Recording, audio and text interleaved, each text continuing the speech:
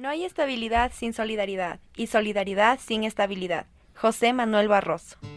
Bienvenidos a un nuevo podcast del Club de Economía de Panchonomis, de la Universidad San Francisco de Quito. Somos Javier Tuapanta, Dani Villarroel, Alejandra Rodríguez y nuestro invitado especial, el profesor Pedro Romero, PhD y MBA en Economía por George Mason University. Hoy trataremos sobre las decisiones del Estado en tiempo de crisis a través de una política fiscal. ¿Es esta la adecuada? ¿La correcta? Lo conoceremos en este tiempo. el día sábado 16 de abril se registró en la costa ecuatoriana un terremoto de 7.86 grados en la escala de Richter. El epicentro fue localizado entre las localidades de Cojimíes y Pedernales, zona norte de la provincia de Manabí, convirtiéndose así en uno de los más mortales que ha experimentado el Ecuador en los últimos 25 años, con un total de 602 fallecidos, 130 desaparecidos y más de 25.000 damnificados, y se espera que la cifra aumente en los próximos días. Se han visto afectados puentes, edificios, casas y carreteras a lo largo del perfil costanero. Gracias a las donaciones y trabajo humanitario tanto nacional como internacional, se ha logrado socorrer a los damnificados y empezar la ardua tarea de reconstruir las ciudades enteras. El gobierno central ha declarado estado de excepción nacional para movilizar los recursos necesarios para precautelar la vida de los ciudadanos afectados y a la vez se han determinado medidas políticas y económicas para socavar la crisis, medidas que según un amplio número de economistas tendrán un efecto contrario al deseado por el gobierno central. La solidaridad y el orden son las bases de las nuevas decisiones tomadas por el gobierno. Entre estas medidas económicas se encuentra el aumento del IVA de un 12% a 14%, así como una contribución del 3% sobre las utilidades, una aportación por parte de personas naturales que ganen más de $1,000 que deberán ser una contribución especial de un día del mes por su salario, y así sucesivamente a medida que aumente su salario en la escala de 1,000. Y finalmente una venta de activos fijos de parte del gobierno. El día de hoy nos acompaña el economista PhD Pedro Romero. ¿Qué opinas sobre las nuevas medidas propuestas por el presidente Rafael Correa? Muchísimas gracias por la invitación a todos ustedes. Efectivamente, las medidas en un escenario en el que estábamos antes del terremoto ya se hablaba de recesión. El Fondo Monetario Internacional pronosticaba una caída de más del 4% del PIB este año, el Banco Mundial de un 2%, el mismo gobierno decía que este año no íbamos a crecer, o sea, es decir, nuevamente íbamos a obtener un crecimiento o una variación del PIB del 0%. En ese sentido, ya de por sí, sin el terremoto, era un escenario económico adverso el que estábamos viviendo, que se ha venido deteriorando en el último año, ¿no? Entonces, el terremoto es un elemento adicional en ese sentido que complica el escenario económico, pero también podría ser una oportunidad para reactivar al menos una parte de la región, de esa economía en esa región. Sin embargo, las políticas que está tomando el gobierno con esta última reforma tributaria, ya son 15 desde que existe este gobierno, más de una por año, y hay una que está por aprobarse, que es para las finanzas públicas, para equilibrar las finanzas públicas, que son impuestos a las bebidas azucaradas, etcétera.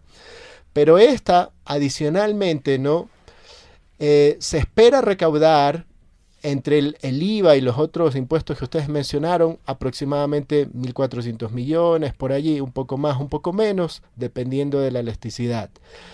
Sin embargo, lo que está preocupando a algunos analistas es que el costo, hay que distinguir cuál es el costo de la infraestructura pública de reponerla y cuál es el costo privado de reponer la infraestructura privada y cuál es el costo de que las personas que vivían allí y estaban produciendo todos los días ahora dejen de producir. Aún no existe una evaluación completa de los daños provocados por el terremoto. El presidente en una de sus declaraciones dijo que aproximadamente, según su intuición y sus años como economista, sería de aproximadamente $3,000 millones. Entonces, ¿cómo es que el gobierno es capaz de programar un paquete de reformas fiscales en tan poco tiempo? ¿Es verdaderamente pensado para esta crisis? O tal vez, como algunos políticos y economistas creen, es simplemente un paquete que estaba previsto para un futuro inmediato, pero con el terremoto encontraron simplemente la justificación perfecta para imponerlo. Efectivamente, eso es lo que resulta obvio, ¿no? Es como decir, no se ha establecido ningún estudio, todavía está en proceso el estudio de la cuantificación de los daños, aunque ya hay estimados de personas expertas, inclusive de Estados Unidos, con respecto a los costos económicos. Y el hecho de que lancen la propuesta tributaria de esa manera, ¿no?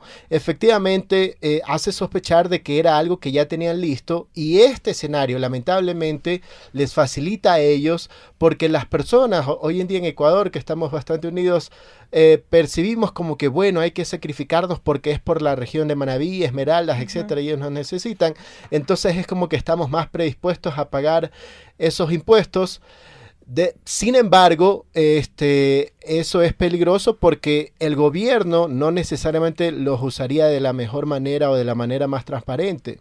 Hace poco salió inclusive un editorial en el Financial Times, un periódico de Gran Bretaña, donde decía que esto le facilita el camino para que Ecuador vaya al Fondo Monetario Internacional a pedir un crédito, porque estas son las típicas recomendaciones que te piden esos multilaterales: sube impuestos y yo le doy más crédito. Entonces no se sabe, el Fondo Monetario ya ha estado aquí por varios meses, y en ese sentido no se sabe si esto es un paquete que ya lo tenían y lo mandan, y ahora nos puede, inclusive después de un mes o varios o quizás un poco más, decir el fondo nos va a dar crédito y sin condicionalidad, pero es porque ya se hicieron las reformas.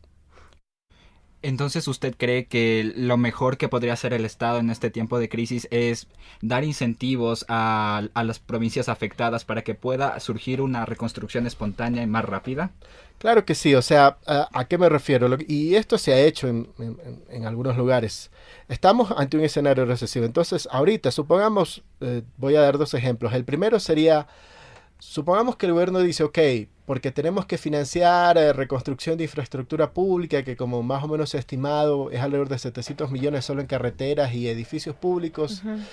Digamos que la gente dice, ok, cobre impuestos al resto del país, es decir, ponga excepciones a Manabí y Esmeraldas. Esa sería una primera, por decirlo así, contrarreforma a lo que ha hecho el gobierno. Porque es como hasta lo lógico, porque si el objeto es ayudar a la gente de Manabí y de Esmeraldas, entonces que ellos no los paguen, para que haya incentivos para la gente que va a construir ahí. El otro es que además de eso, se generen incentivos a los constructores, al sector privado de construcción. ¿Cómo? Sin dar subsidios, sino, por ejemplo, que no se les cobre el anticipo de impuesto a la renta, que no se les cobre el impuesto a la renta por unos 2 o 3 años mientras dure la construcción, que no se les cobre el IVA o los aranceles sobre insumos de construcción, las sobretasas arancelarias que se están pagando, para que se abaraten sus costos y tengan más incentivos a construir.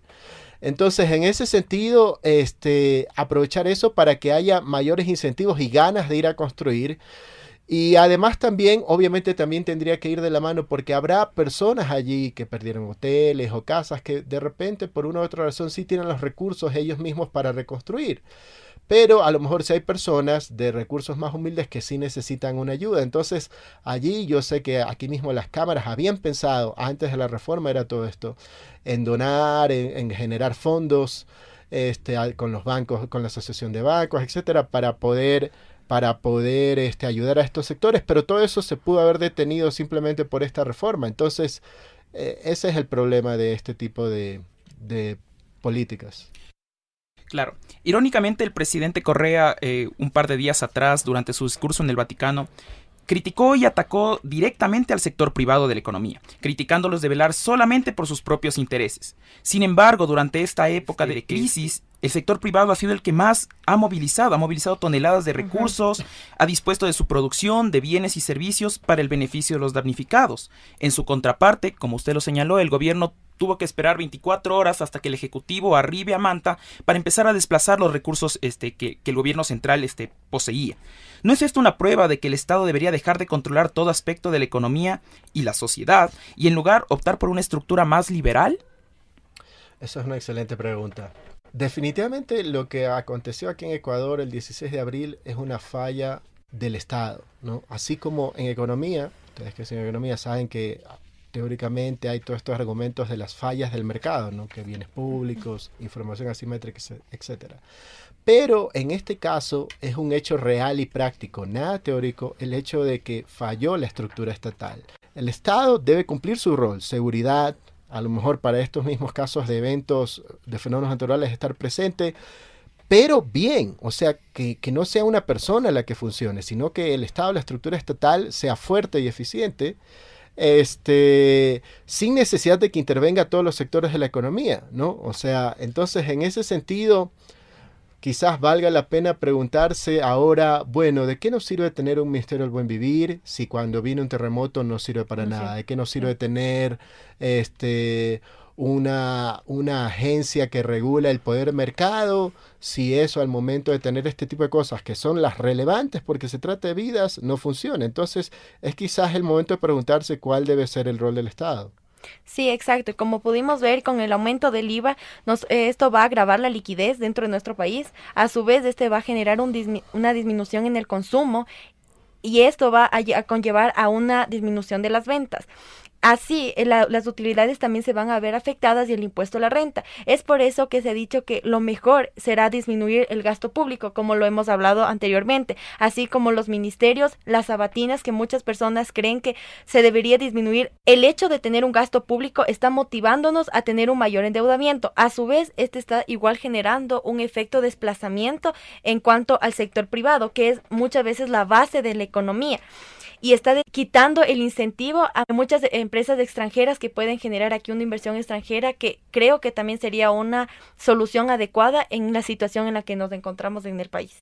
Acotando un poco de mi experiencia personal en cuanto al terremoto, yo siento como donante que me ayudo a las personas que están en Manabí y en Esmeraldas que mis expectativas se han cortado por este impuesto, ya que el IVA es un impuesto que es más fácil de cobrar a diferencia del impuesto a la renta o entre otros. Por lo tanto, como consumidor, uno se siente atacado de parte del gobierno al experimentar estas medidas que tan solo hace aumentar la arca fiscal que el gobierno tiene. Entonces, esto yo no tengo la seguridad a dónde está yendo lo que yo estoy aportando, si esto se va a parchar para algunos déficits que tiene el gobierno, o si esto va a ser mal usado de parte del poder central. Claro, efectivamente, ese es otro temor que genera la desconfianza. Uno dice, conociendo, acordémonos, es que no es que estamos hablando de algo etéreo, estamos hablando del gobierno de los últimos 9 años del Ecuador, en el que ya se lo ha acusado o mejor dicho, han habido, no, cuando el hermano tuvo problemas de haber recibido contratos a dedo, ese es uno de los problemas, y en ese sentido, sobreprecios, obras que no necesariamente van a estar con la mejor calidad, etcétera. Entonces, en ese sentido, ese es uno de los temores. El otro de los temores, aun si eso no se da, es decir, a rajatabla el gobierno cada dólar que lo recauda va a tratar de transferirlo a los damnificados, hay costos inevitables de administración del aparato estatal. O sea, una parte inevitablemente se va a quedar allí. Y la otra que decíamos es, si el gobierno, cuando ya venga la recaudación, ¿no?, por los meses de junio, septiembre, que tiene que hacer pagos de intereses de deuda y todo, va a decir, le tengo que pagar a Oxy, o tengo que pagar estos intereses de deuda, 600 millones, 500 millones, 1.000 millones. Recaudé para esto, pero como todo entra al mismo saco, el gobierno no nos va a decir, ¿saben qué? Acabo de pagar a Oxy, pero tomé 500 millones de lo que se recaudó para los damnificados, pero el gobierno no nos va a decir eso, ¿no? Entonces, y allí no hay corrupción tampoco, porque como es un fondo común, el gobierno puede hacer uso de lo que quiera de allí, ¿no? Entonces, entonces por eso es que se ha pedido que se ponga un fideicomiso. ¿Por qué? Porque la gente dice, ok, voy a pagar impuestos, pero pone un fideicomiso. ¿Por qué? Porque ahí sí va a estar separado. Allí va a estar separado del presupuesto general del Estado y el gobierno ya no puede hacer uso ni para pagar Oxy, ni para pagar sueldos, ni para pagar otros intereses de deuda, ni para pagar nada del gobierno central, puramente. Entonces, ni para pagar sabatinas, nada de eso. Entonces, allí sí, eso ayudaría a la transparencia, pero la forma como el gobierno, porque hasta el último minuto el gobierno sigue insistiendo, no va a haber fideicomiso, van a ir los impuestos como están. Y entonces yo me voy a encargar de reconstruir eso, pero eso genera desconfianza. Precisamente, empíricamente la sociedad se ha dado cuenta que el gobierno es un gran aparato que lo único que hace es aumentar el gasto fiscal. ¿Por qué en este caso, en esta situación de crisis, por qué el gobierno no implementó un verdadero plan de contingencia? Ya no solo pensado en corto plazo, sino como nuestros compatriotas de Chile pensaron en largo plazo, con un énfasis en la atención a los damnificados y la reactivación de la economía. y en su lugar solo implementa lo que parece ser una medida que cubre el déficit fiscal que ya se vivió tras la caída del precio del petróleo. Efectivamente, ese es uno de los reflejos nuevamente de la falta de institucionalidad. Recordemos que, y esto salió a la luz nuevamente ante el último acontecimiento, en 1998, entre 1997 y 1998, Ecuador sufrió uno de los más severos fenómenos del Niño, ¿no? Y tuvimos también ataques al tema de los camarones con la mancha blanca, etcétera. Entonces, después de eso, el gobierno de ese entonces dijo, vamos a hacer un fondo de solidaridad como un fideicomiso, ¿no? Es decir, algo aparte del Estado, ¿no? Autónomo, se va a destinar un impuesto allá, y eso se va a ir recaudando, como quien dice, en los buenos tiempos, para en los malos tiempos, cuando haya un desastre como el fenómeno del Niño, como una erupción del volcán, como un terremoto, vamos a coger dinero acumulado allí para las víctimas, para reconstrucción, etcétera. Entonces, de lo que ha salido a la luz, en noviembre del 2009, mediante un decreto de Rafael Correa, él eliminó este fondo de solidaridad, que para esa fecha tenía más o menos unos 2.000 millones. Hoy en día hubiera tenido por lo menos el doble o el triple. Entonces, con ese ahorro, no hubiera sido necesario en absoluto esta reforma tributaria, y quizás tampoco la última, que solo recauda 300 millones. Entonces, en ese sentido, el gobierno no ha sabido planificar de largo plazo ni pensar en contingencias futuras, porque hoy o hace una semana, un poco más de una semana, hubo este terremoto. Pero eso no quiere decir que de aquí en adelante en Ecuador seguimos sujetos a una erupción del Cotopaxi, a una erupción del Tungurahua, a otro terremoto en otras áreas. No debemos olvidar, en Ecuador han habido terremotos, no es el primer terremoto que ha habido en esta área. Inclusive durante el siglo XX, de lo que se ha dicho, han habido varios terremotos en esa área. Este es uno de los más fuertes, pero han habido otros terremotos con epicentros en el oriente, con epicentros en Ambato, durante nada más que el siglo pasado. Entonces, Ecuador es una zona sujeta a terremotos, a inundaciones, a fenómenos del Niño, a erupciones volcánicas. Entonces, lo más lógico y lo que demostraría que hay una planificación de largo plazo es efectivamente generar estos fondos de contingencia, ¿no? Y entonces, en los buenos tiempos, ahí a lo mejor el costo relativo de pagar un impuesto adicional es menor, porque bueno, la economía está yendo bien, tengo trabajo, tengo más de un trabajo, estoy haciendo esto, ¿no? Y cuando viene la etapa recesiva, tú no me pones más impuestos, sino que sacas de los fondos. Es lo más lógico, y eso no se está haciendo. Yo creo que las reservas son buenas y eficientes y lo podemos ver en este momento, porque si hubiéramos tenido algún tipo de ahorro, así como las familias y como nosotros, cuando trabajamos, parte y un porcentaje de nuestro salario se va al ahorro, porque sabemos que no sabemos lo que se va a avecinar, nadie sabe el futuro, entonces necesitamos un tipo de respaldo para no quedarnos estancados en un cierto momento. Por eso nosotros ahorramos o tenemos algún tipo de reserva para poder enfrentar a los problemas que se nos avecinen.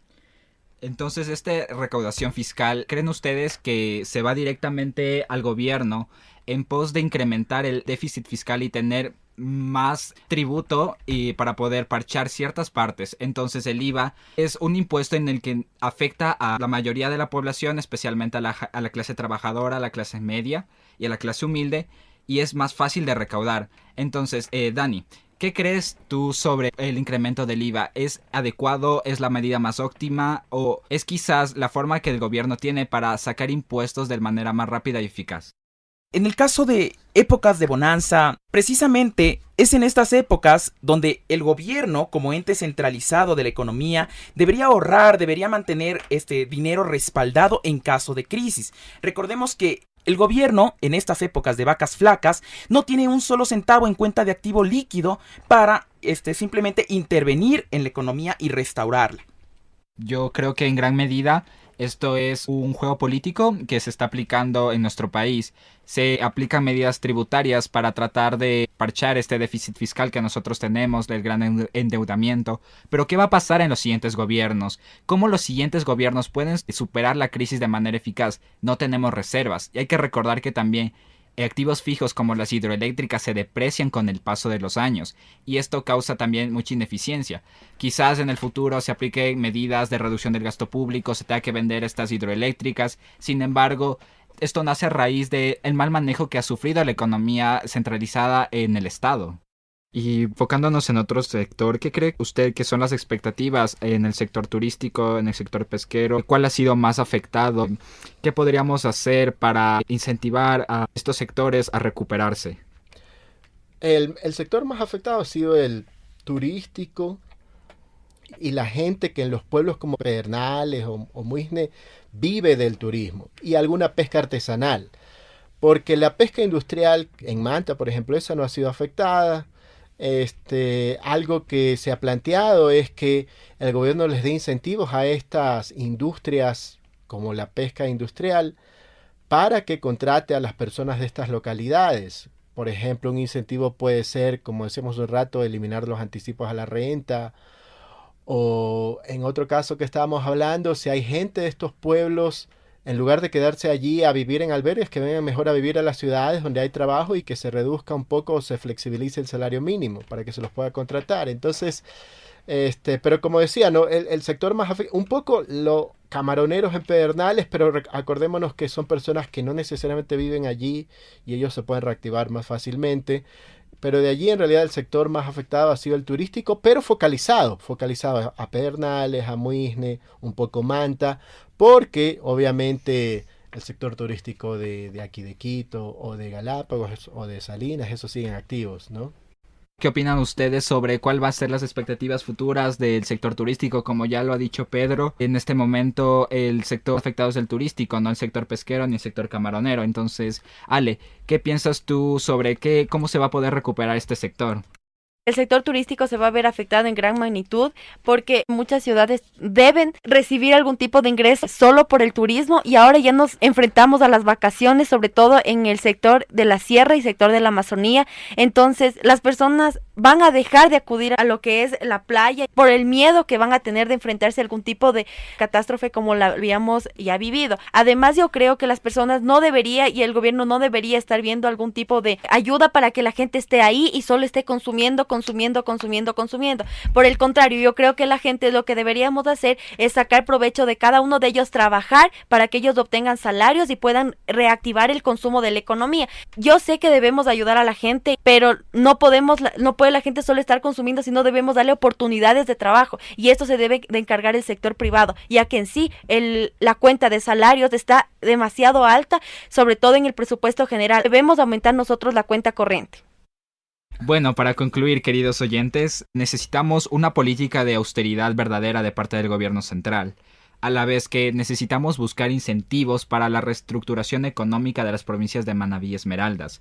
El rol del Estado debe ser más descentralizado y ocuparse en el sector público en la recuperación de puertos, aeropuertos, carreteras que han sido afectados y dando incentivos al sector privado para una reconstrucción próspera de todos estos sectores. En vista de lo que está pasando aquí en nuestro país, la crisis que estamos pasando, es necesario reducir el gasto público, poder incentivar a los sectores afectados. También hay que recordar que el rol del Estado en este tiempo de crisis tiene que enfocarse principalmente en la reconstrucción de activos fijos que han sido destruidos por medio de esta catástrofe.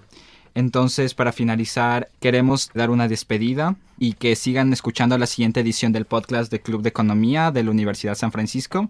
Muchas gracias a todos nuestros oyentes. Por favor, espérenos para la próxima con más análisis económico de nuestro país y del mundo. Muchas gracias. Muchas gracias. Gracias.